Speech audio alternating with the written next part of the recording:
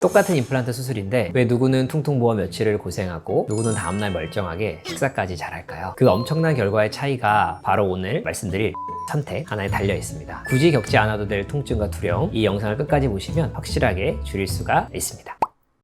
원장님, 그럼 이 임플란트 할 때 꼭 그 잇몸을 절개를 해야 하나요? 비절개랑 정확히 어떤 게 다른 건지 궁금합니다. 절개 임플란트라고 하는 거는 우리가 커튼을 열고 뼈를 보는 것과 같다라고 생각하시면 됩니다. 그러니까 우리가 흔히 말하는 임플란트 수술이라고 하는 게 대부분 다 이 바로 절개 방식의 임플란트라고 합니다. 이건 임플란트를 심어야 할 잇몸뼈를 직접 열고 눈으로 봐야 하니까 잇몸을 커튼처럼 살짝 절개해서 열어보는 수술 방식입니다. 뼈 상태를 눈으로 직접 확인하고 임플란트를 심은 다음에 열었던 잇몸을 다시 덮어주고 꼬매주는 그런 수술 방식입니다. 무절개 임플란트라는 방식은 펀치로 1, 2mm 정도의 작은 구멍만 잇몸에 뚫어서 수술하는 임플란트의 방식입니다. 무절개 방식은 말 그대로 잇몸을 칼로 째지 않습니다. 잇몸을 작은 기구로 펀칭하는 방식인데요. 임플란트가 들어갈 만큼의 한 2, 3mm 정도의 작은 구멍을 내서 임플란트를 수술하는 방식으로 잇몸을 열고 다시 닫는 그런 과정이 없으니까 당연히 꼬맬 필요도 없습니다. 원장님, 그러면 그 임플란트를 할 때 꼭 절개를 해야 되는 이유가 있나요? 아닙니다. 과거에는 잇몸 밑에 있는 뼈를 볼 방법이 없고 잇몸을 크게 열면 크게 열수록 수술하는 술자 입장에서는 시야 확보가 편하니까 무조건 절개를 했지만 지금은 영상 기술의 발전 및 수술 기술이 발전해서